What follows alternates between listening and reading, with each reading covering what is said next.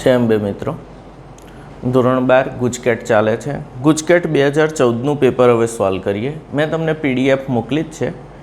જે વિદ્યાર્થી બહારના હોય એ પોતે પીડીએફ ડાઉનલોડ કરી લે ગમે ત્યાંથી અને 2014નું પેપર જુએ. ગુજકેટનું સોલ્વ કરાવું છું. એક પ્રથમ ક્રમની પ્રક્રિયાનો વેગ અચળાંક કે આપ્યો છે. પહેલો પ્રશ્ન કે આપ્યો છે 2.303 × 10⁻² સેકન્ડ ઇન્વર્સ. હવે સેકન્ડ ઇન્વર્સ એટલે પ્રથમ ક્રમની જ પ્રક્રિયા છે. પ્રક્રિયકની મૂળ સાંદ્રતામાંથી 1/10 ભાગ થવા કેટલો સમય લાગશે?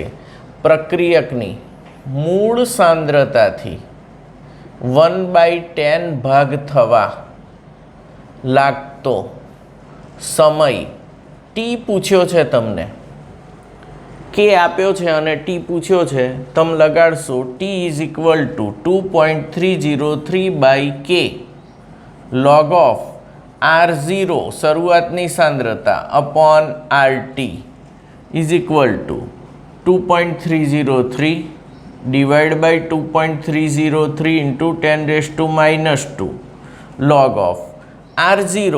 હવે મૂળ સાંદ્રતાથી 1/10 થવા એટલે તમે જો R0 100 લઈ લો મૂળ સાંદ્રતાથી તો એનો 10મો ભાગ RT કેટલો થશે? 10 થશે. એનો 10મો ભાગ તો અહીં 100/10 એટલે 10 જ વધે અને log ઓફ 10⁻1 એટલે 1. આ બે ઉડી જાય ઇઝ ઇક્વલ ટુ 10⁻² ઉપર જાય તો 10⁻² ઇઝ ઇક્વલ ટુ 100. અહીં આગળ સેકન્ડ ઇન્વર્સ છે એટલે આ શું આવશે? સેકન્ડ. 100 સેકન્ડ તમારો જવાબ આવશે. Answer is C. This is your answer C. 100 second. ભૌતિક અધિશોષણ માટે કયું વિધાન ખરું નથી? તો ભૌતિક ને રાસાયણિક અધિશોષણનો તફાવત પાક્કો કર્યો છે. ધ્યાન રાખજો. પહેલું, અધિશોષક પર સામાન્ય રીતે એક આણ્વીય સ્તર રચાય છે. ના ભાઈ, રાસાયણિક અધિશોષણમાં એક આણ્વીય સ્તર રચાય, ભૌતિકમાં તો બહુઆણ્વીય સ્તર રચાય. એટલે પહેલું જ વિધાન ખોટું છે. એ જ આન્સર આવશે. આન્સર એ આવશે. પછી બીજું ખાલી વાંચીએ. તેની સક્રિયકરણ ઉર્જા ઓછી છે. હા, સાચું. તે ત્વરિત છે. સાચું. નીચા તાપમાને પરિણમે છે અને તાપમાન વધતા અધિશોષણ ઘટે છે. તો આ બધા ભૌતિક અધિશોષણના પોઈન્ટ છે. આન્સર એ આવશે. હવે ત્રીજો પ્રશ્ન ઉદ્દીપકની વર્ણનાત્મકતા બતાવે છે. CO + H2 X HCHO બને છે તો ઉદ્દીપક આવશે કોપર. ઉદ્દીપક આવશે કોપર. જો નિકલ નાખો તો મિથેન વાયુ મળે, નિકલ નાખો તો મિથેન વાયુ મળે અને CuZNO Cr2O3 નાખો તો તમને મિથેનોલ મળે. તો મિથેનોલ મળે. ખાસ યાદ રાખવાનું, નિકલ નાખો તો આ જ પ્રક્રિયકો પણ મિથેન નિપજ મળશે. કોપર નાખો તો ફોર્માલ્ડિહાઇડ નિપજ મળે. તો અહીંયા આન્સર આવશે કોપર. નીચેના પૈકી કયા તત્વો ભૂમિ અવસ્થાની ઇલેક્ટ્રોનીય રચના પ્રમાણે સક્રાંતિ તત્વ છે? તો તમે જાણો છો Zn Hg અને Cd સક્રાંતિ તત્વો ગણાતા નથી, કારણ કે ભૂમિ અવસ્થામાં કે કોઈ પણ એક ઓક્સિડેશન અવસ્થામાં ડી કક્ષકો ઇલેક્ટ્રોનથી અપૂર્ણ ભરાયેલી હોવી જોઈએ. તો એ માત્ર ગોલ્ડમાં હોય છે એટલે આન્સર આવશે એ. આન્સર આવશે એ. ચલો, પાંચમો, ધાતુ હાઇડ્રોક્સાઇડની બેઝિક પ્રબળતા માટેનો સાચો વિકલ્પ કયો છે? તો ધાતુ હાઇડ્રોક્સાઇડની બેઝિક પ્રબળતા, ખાસ યાદ રાખજો, બેઝિક પ્રબળતા. તો અહીં આગળ આવશે સમૂહ 2, પછી આવશે સમૂહ એટલે લેન્થેનોઇડ્સ અને આ બાજુ આવશે સમૂહ 13. આમથી આમ જાઓ તો પરમાણ્વીય ત્રિજ્યાઓ શું થાય છે? ઘટે છે. અને પરમાણ્વીય ત્રિજ્યા વધે તો ઓક્સાઇડ અથવા હાઇડ્રોક્સાઇડની બેઝિકતા ઘટશે. બેઝિકતા ઘટશે. પરમાણ્વીય ત્રિજ્યા ઘટે તો બેઝિકતા ઘટે જ. તો અહીં આગળ તમે આરામથી પકડી શકો વિકલ્પ આપ્યા છે એમાંથી સમૂહ 2નું તત્વ કયું છે? કેલ્શિયમ આપ્યું છે. તો અહીં આગળ CaOH ટ્વાઇસ ગ્રેટર ધેન. હવે લેન્થેનોઇડ સિરીઝ આખી આપી છે, તો લેન્થેનોઇડમાં પહેલાં કોણ આવશે? સેરિયમ CeOH થ્રાઇસ ગ્રેટર ધેન લ્યુસેટિયમ સૌથી છેલ્લું OH થ્રાઇસ ગ્રેટર ધેન સમૂહ 13નું એલ્યુમિનિયમ લીધું છે AlOH થ્રાઇસ. તો આ ક્રમ ખાસ યાદ રાખજો બેઝિકતાનો. લેન્થેનોઇડ્સની બેઝિકતા કેલ્શિયમ હાઇડ્રોક્સાઇડ કરતાં ઓછી પણ એલ્યુમિનિયમ હાઇડ્રોક્સાઇડ કરતાં વધુ હોય છે. એલ્યુમિનિયમ હાઇડ્રોક્સાઇડ ઉભય ગુણધર્મી ગણાય છે, ઉભય ગુણધર્મી ગણાય ને આ પ્રબળ બેઝિક ગણાય. તો આ એ બેની વચ્ચે.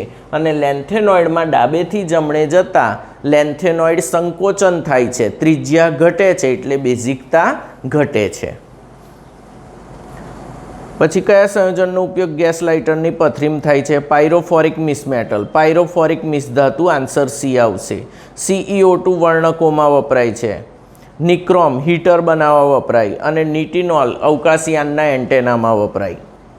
7મું, કયો સંકીર્ણ પ્રકાશીય સમઘટકતા બતાવતો નથી? ચલો, ઓપ્શન એ તો બતાવે જ છે, ઓપ્શન બી પણ બતાવે છે, ઓપ્શન સી અષ્ટફલકીય સંકીર્ણ કિલેટ અને સીસ છે. ટ્રાન્સવત તો ના બતાવે, તો એ બતાવે છે.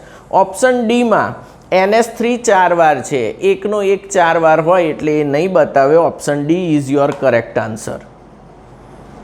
8મો, કયા સંકીર્ણની સ્થિરતા સૌથી ઓછી છે? તો સંકીર્ણની સ્થિરતા લિગેન્ડની પ્રબળતા પર આધાર રાખે. સંકીર્ણની સ્થિરતા લિગેન્ડની પ્રબળતા પર આધાર રાખે. જે લિગેન્ડ પ્રબળ તેનો સંકીર્ણ સ્થાયી. ચલો, CN NH3 ને CO આમાં સૌથી પ્રબળ લિગેન્ડ કયો છે? તો સૌથી પ્રબળ લિગેન્ડ CO છે, કોબાલ્ટ. તો એ સૌથી સ્થાયી હશે. તો સૌથી વધુ સ્થાયી CO6+3 સૌથી વધુ સ્થાયી, કારણ કે લિગેન્ડની પ્રબળતા ખૂબ જ વધુ, લિગેન્ડની પ્રબળતા ખૂબ જ વધુ. એનાથી ઓછો કોણ આવશે? COCN6+3, કારણ કે લિગેન્ડની પ્રબળતાનો ક્રમ સ્પેક્ટ્રોકેમિકલ શ્રેણી COCN NO2 EN NH3 EDTA C2O4-2 H2O FCl BRI આ રીતનો હોય છે, તમને યાદ હશે. તો પહેલાં આવે પછી આ આવે. તો ફર્સ્ટ સ્થાયી આ, બીજો સ્થાયી આ. હવે NH3 આપ્યા છે, એમાં 2 છે, 2 NH3 વાળા આપ્યા છે.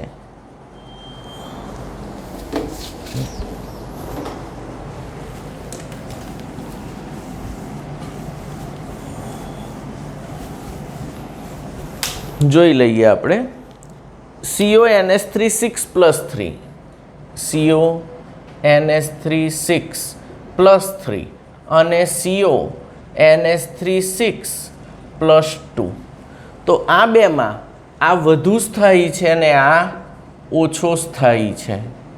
સાહેબ લિગેન્ડ એક સરખો તો કેમ એવું? તો અહીં આગળ તમે જોશો પ્રબળ લિગેન્ડ છે, પ્રબળ લિગેન્ડ.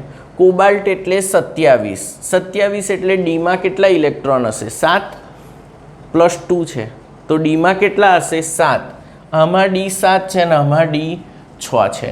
તો અહીં આગળ 3 કક્ષકોમાં ઇલેક્ટ્રોન ગોઠવ્યા પછી એકને બહાર નાખવો પડશે, એટલી લિગેન્ડની તાકાત વપરાશે. અને લિગેન્ડની તાકાત ઘટશે, વપરાશે એટલે લિગેન્ડની તાકાત શું થશે? ઘટશે.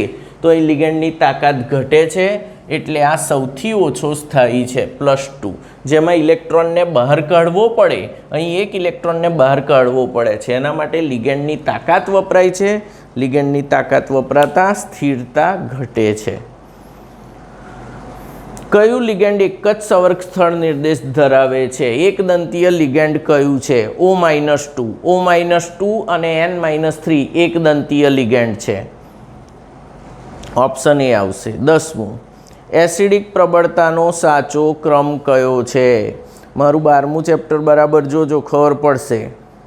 ઓપ્શન આવશે સી, કારણ કે આલ્ફા કાર્બન પર જેમ ઇલેક્ટ્રોન આકર્ષક સમૂહની સંખ્યા વધે તેમ એસિડિક પ્રબળતા વધતી જાય, એટલે સી પછી COOH આ મૂળ કાર્બન છે, આ આલ્ફા કાર્બન છે, આના પર Cl ને Cl હોય તો આ વધુ પ્રબળ, પછી COOH, અહીં Cl ને H હોય તો આ એનાથી ઓછો કયો? Cl HH COOH greater than CH3 COOH. કેમ આવું થયું સર? તો આ ભાઈ માઇનસ આય અસરવાળો સમૂહ છે, ઇલેક્ટ્રોન આકર્ષક. જેમ ઇલેક્ટ્રોન આકર્ષક સમૂહની સંખ્યા વધે તેમ એસિડિક પ્રબળતા વધતી જાય. તો આન્સર કયો સાચો આવશે? સી, એસિડિક પ્રબળતા નક્કી કરવી. 11 થિયરી બેઝ ક્વેશ્ચન છે. ફેહલિંગ બીનું દ્રાવણ શું ધરાવે છે? ફેહલિંગ બી એટલે સોડિયમ પોટેશિયમ ટાર્ટ્રેટ વત્તા NaOH. આલ્કલીયુક્ત સોડિયમ પોટેશિયમ ટાર્ટ્રેટ, આલ્કલીયુક્ત સોડિયમ પોટેશિયમ ટાર્ટ્રેટ, જેને રોસેલ ક્ષાર પણ કહેવાય, રોસેલ ક્ષાર, આલ્કલીયુક્ત સોડિયમ પોટેશિયમ ટાર્ટ્રેટ. તો 11માં આન્સર આવશે બી. 12મો, નીચે પૈકી કયું સંયોજન સાંદ્ર આલ્કલી સાથે પ્રક્રિયા કરી અનુવર્તી આલ્કોહોલ અને કાર્બોક્સિલિક એસિડનું મિશ્રણ બનાવતું નથી? તો 12મા પ્રશ્નમાં એવું પૂછ્યું છે, કયું કેનિઝારો પ્રક્રિયા આપતું નથી? અને કેનિઝારો પ્રક્રિયા એટલે સાંદ્ર NaOH ની હાજરીમાં કે KOH ની હાજરીમાં વિસ્મીકરણ થાય, એકનો આલ્કોહોલ બને ને બીજા અણુનો એસિડ બને. વધુ સક્રિય અણુ હોય એનો એસિડ બને અને ઓછા સક્રિયનો આલ્કોહોલ બને. બંને સમાન હોય તો એનું એ જ થઈ જાય. તો કેનિઝારો પ્રક્રિયા કોણ આપતું નથી? જેમાં આલ્ફા હાઇડ્રોજન હાજર હોય તે કેનિઝારો આપે નહીં. હવે જુઓ, બેન્ઝાલ્ડિહાઇડ, તો બેન્ઝાલ્ડિહાઇડમાં આલ્ફા હાઇડ્રોજન નથી. Dimethyl acetaldehyde CH3 CH3 HCHO, આને કહેવાય ડાયમિથાઇલ એસિટાલ્ડિહાઇડ. આ મૂળ કાર્બન છે અને આ આલ્ફા છે, આલ્ફા પર હાઇડ્રોજન હાજર છે અને આલ્ફા પર હાઇડ્રોજન હાજર હોય તે કેનિઝારો આપતું નથી. તો ઓપ્શન આવશે બી, આલ્ફા હાઇડ્રોજન હાજર હોય તો કેનિઝારો આપશે નહીં. 13મો પ્રશ્ન, કઈ પ્રક્રિયા થતી નથી?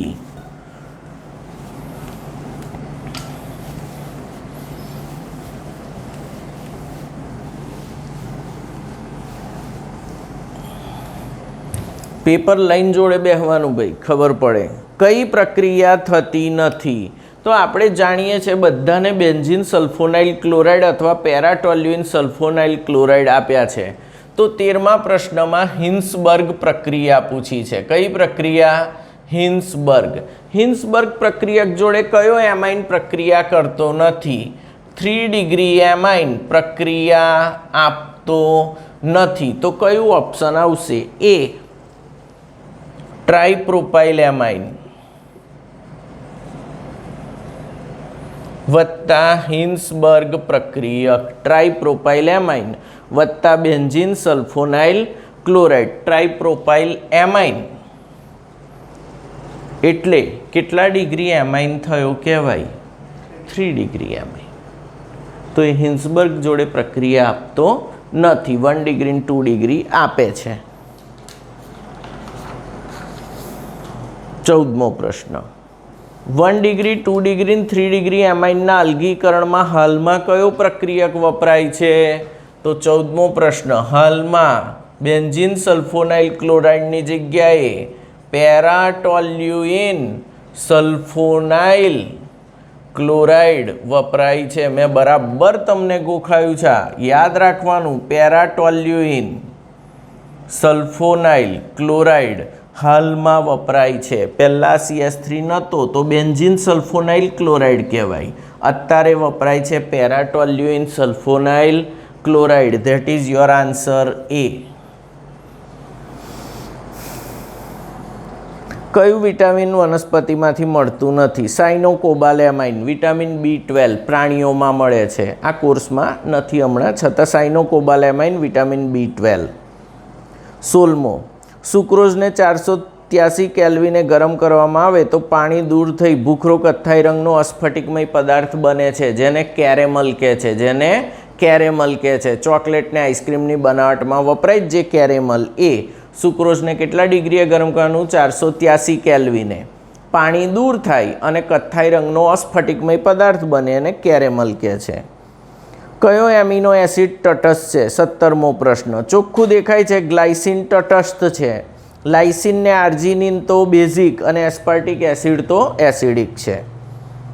ચલો, કયો પોલિમર જાળીદાર રચના બનાવે છે? Melamine polymer. 18મો પ્રશ્ન.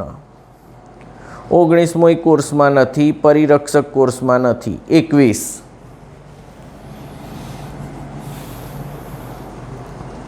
વાહી તત્વના પરમાણુઓ ષટકોણીય પેકિંગ રચે છે અને એક્સના પરમાણુઓ ચતુષ્ફલકીય છિદ્રો.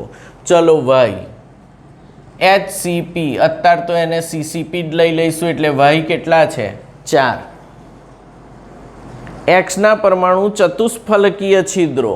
હવે ચતુષ્ફલકીય છિદ્રો હશે કેટલા? તો n ગુણ્યા 2 એટલે 8. 8ના કેટલા? 2/3 ભાગ રોકે છે. 2/3 ભાગ રોકે છે એટલે 8 દુના 16/3 એટલે x 16/3 y 4. આ રીતે લખાય. 4 કોમન કાઢ લો તો x 4/3 y એટલે આવશે x4 y3 is your answer. x4 y3 એટલે ઓપ્શન આવશે તમારો ડી. Option D. ફલક કેન્દ્રિત એટલે FCCના એકમ કોષમાં પરમાણુની સંખ્યા અને અંતઃકેન્દ્રિતમાં એકમ કોષની સંખ્યાનો તફાવત. ચલો 22મો. FCCમાં કેટલા પરમાણુ પ્રતિ એકમ કોષ? 4 માઇનસ BCCમાં કેટલા પરમાણુ પ્રતિ એકમ કોષ? 2. તો એનો તફાવત કેટલો આવશે? 2. Answer is A. 23. 10% weight by weight NaOHના જલીય દ્રાવણની મોલાલિટી. બેઝિક પ્રશ્નો જ પૂછે છે ગુજકેટમાં, તોય લોકો લોચા મારે છે.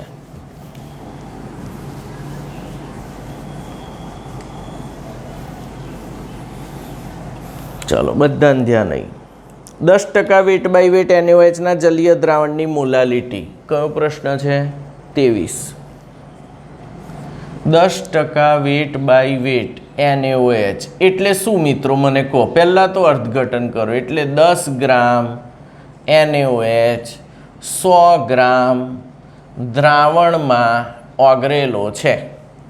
તો 100 ગ્રામ દ્રાવણ માઇનસ 10 ગ્રામ NaOHના પોતાના, તો 90 ગ્રામ કોણ હશે? પાણી. આટલું મળી ગયું તમને. 10 ગ્રામ NaOH 100 ગ્રામ દ્રાવણમાં છે એવું તો કહી દીધું છે. 100માંથી 10 જાય તો 90 રહ્યા. આ દ્રાવક છે પાણી. પાણી દ્રાવક છે. મોલાલિટીનું સૂત્ર વજન અણુભાર. વજન ભાગ્યા અણુભાર કોનો? દ્રાવ્યનો. 2000/W0 દ્રાવકનું વજન. W કેટલા? 10 m 40. 1000 divide by 90. તમારો આન્સર આવશે A 2.778. ચેક કરી લેજો સહેજ. મને યાદ છે એટલે મેં બોલી ગયો. છે કેલ્ક્યુલેટર? તો ચેક કરી લો તો કન્ફર્મ થઈ જાય. 10%. 24મો પ્રશ્ન.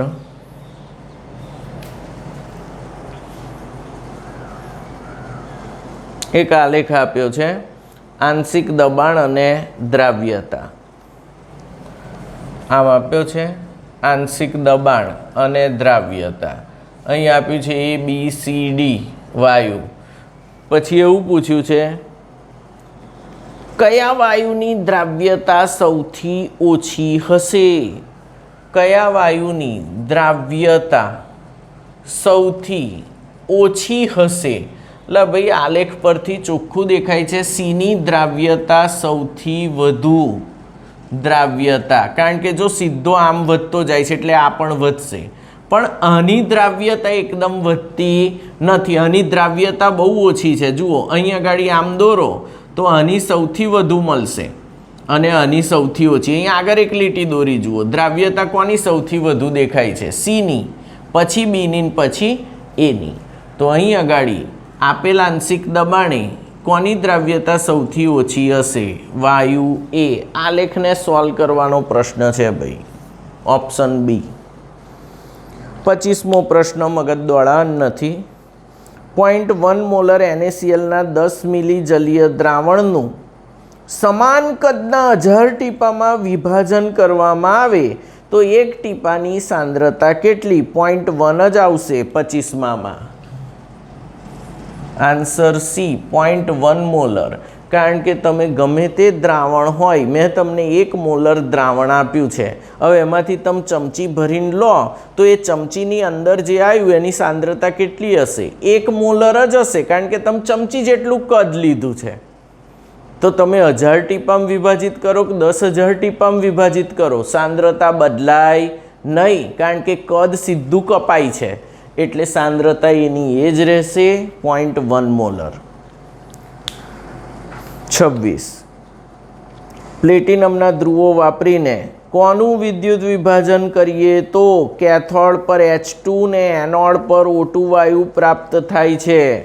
પીગલિત NaCl તો ના, મંદ જલીય દ્રાવણ હા, NaClનું મંદ જલીય દ્રાવણ 26માં। NaClનું મંદ જલીય દ્રાવણ એટલે પાણીનું વિદ્યુત વિભાજન। પાણીનું વિદ્યુત વિભાજન જો સાંદ્ર હોય તો એનોડ પર Cl2 અને કેથોડ પર H2 મળે।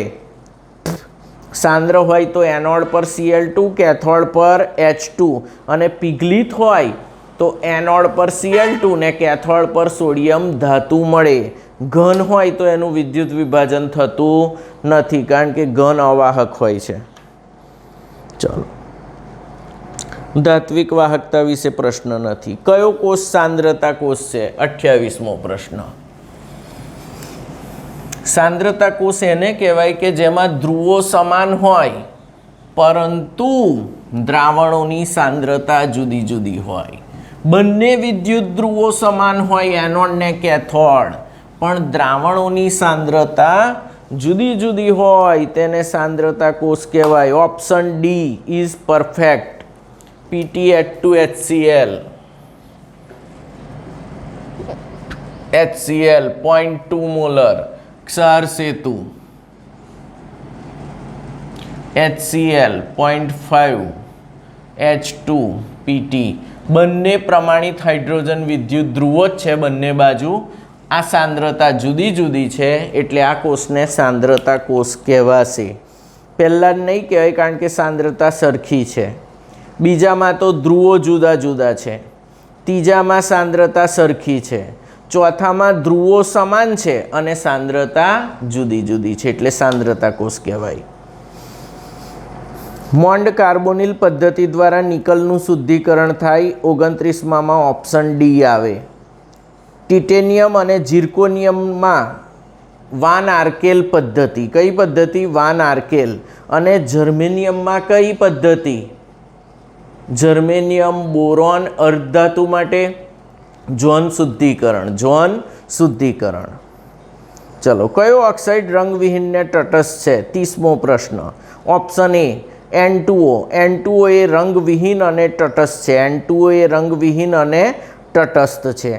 N2O3 એ તો વાદળી રંગનો ઘન છે। N2O4 બદામી રંગનો વાયુ છે। બદામી રંગનો વાયુ છે। ચલો, XeO3 નો ભૌમિતિક આકાર કયો છે? 50 વાર સમજાયેલો પ્રશ્ન। 31મો XeO3, તો Xe એટલે ઇલેક્ટ્રોન યુગ્મોની કુલ સંખ્યા, એટલે 1/2 × 8, 4 એટલે sp3 સંકરણ, એટલે Xe 1 2 3 ને 4, તો અહીં આવશે ડબલ બોન્ડો ડબલ બોન્ડો ડબલ બોન્ડો, અને ઉપર અબંધકારક ઇલેક્ટ્રોન યુગ્મ રહેશે। -3 બંધકારક, 1 અબંધકારક। આ પૂછાય જ છે આ પ્રશ્ન। કયો? આ આકાર તો દેખાય નહીં, ત્રિકોણીય પિરામિડ। કયો આકાર આવશે? ત્રિકોણીય પિરામિડ. આના પ્રશ્નો હશે, મેં બરાબર સમજાયેલું છે, જોજો તમે. 7મું ચેપ્ટર. કયો ઓપ્શન છે? ત્રિકોણીય પિરામિડ એટલે ઓપ્શન સી. કયા એસિડનું જલીય દ્રાવણ કાચની બોટલમાં રાખી ના શકાય? HF. HF કાચને ખાઈ જાય. HF કાચને ખાઈ જાય. 33.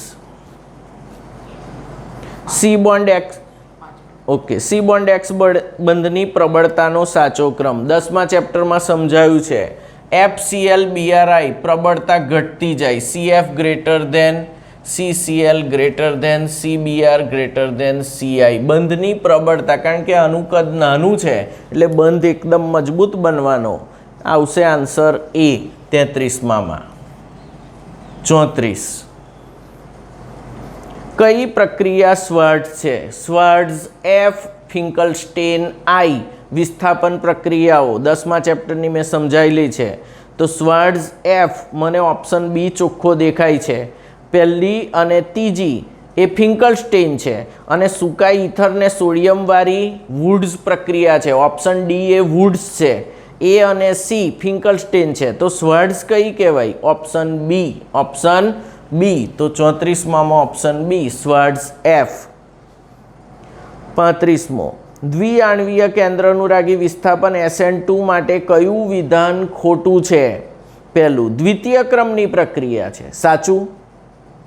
SN2નો વેગ પ્રક્રિયાકારકને કેન્દ્રાનુરાગી બંનેની સાંદ્રતા પર આધાર રાખતો નથી. તદ્દન ખોટું.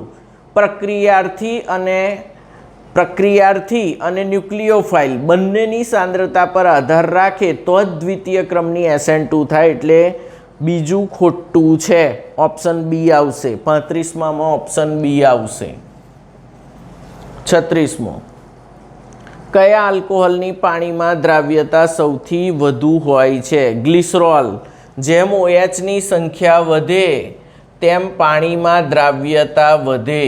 જેમ OHની સંખ્યા વધે તેમ હાઇડ્રોજન બંધની સંખ્યા વધે અને પાણીમાં દ્રાવ્યતા વધે. Answer is glycerol. એમાં 3 OH હોય છે. 37. નીચેના પૈકી આલ્કોહોલની કઈ પ્રક્રિયામાં સી બોન્ડ O તૂટતો નથી? તો આલ્કોહોલના ઓક્સિડેશનમાં સી બોન્ડ O તૂટતો નથી. ઓક્સિડેશનમાં જ આવે એટલે ઓપ્શન આવશે 37માં એ. તૂટતો નથી, ઓક્સિડેશન જ, યાદ જ રહ્યા. તો નીચેનામાંથી કયા સંયોજનના રિડક્શનથી પ્રાથમિક આલ્કોહોલ મળતો નથી? તો એક જ વસ્તુ છે, કીટોન. કીટોનના ઓક્સિડેશનથી દ્વિતીયક આલ્કોહોલ મળે છે. દ્વિતીયક આલ્કોહોલ મળે છે. બાકી કાર્બોક્સિલિક એસિડના વ્યુત્પન્ન હોય કે આલ્ડીહાઇડ હોય, કોઈ પણનું રિડક્શન કરો તો 1 ડિગ્રી આલ્કોહોલ જ મળે. તો કીટોનના રિડક્શનથી દ્વિતીયક મળે. તો આન્સર આવશે ડી, પ્રોપેન 2-on. ઓપ્શન આવશે ડી, પ્રોપેન 2-on એટલે એસિટોન. 39. પ્રથમ ક્રમની પ્રક્રિયાનો અર્ધાયુષ્ય સમય. પ્રથમ ક્રમની પ્રક્રિયાનો અર્ધાયુષ્ય સમય T1/2 0.693/K મૂળ સાંદ્રતાથી સ્વતંત્ર હોય છે. મૂળ સાંદ્રતાથી સ્વતંત્ર હોય છે. Option C. તમે જાણો જ છો T1/2 ચલે છે R0⁻1 - n. પ્રથમ ક્રમની પ્રક્રિયા તો 1 - 1 એટલે મૂળ સાંદ્રતાથી સ્વતંત્ર હોય છે. ઓપ્શન સી આવશે. 40. આર્હેનિયસ સમીકરણ પરથી લોકે અગેન્સ્ટ 1/T ના આલેખના ઢાળનું મૂલ્ય છે ને? 2 મિનિટ. 40. આર્હેનિયસ સમીકરણ K = A × e⁻ log K લઈ લો તો log K = log A - EA/2.303 RT આવે. હવે log K y અને આ લઈ લો mx + c. તો અહીં આગળી 1/T, સોરી આર આ બાજુ રહેશે, 1/Tx લઈ લો, y પર log K. તો આ રીતનો આલેખ દોરો, log K અગેન્સ્ટ 1/T. તો ઢાળ કેવો આવશે? આ ઢાળ છે, નેગેટિવ આવશે. આમ ઉતરતો ઢાળ મળશે. અને આ ઢાળનું મૂલ્ય -EA/2.303 r મળશે અને આંતરછેદ મળશે log of a, આંતરછેદ મળશે log of a. તો -EA/2.303 r is your answer C. Answer C આવશે 40માં. આ રીતે આખું પેપર સોલ્વ થાય છે મિત્રો. તમે પણ આ જ ઝડપથી સોલ્વ કરો અને વિચારો અને મારા વિડીયો બરાબર જોજો. જય અંબે મિત્રો.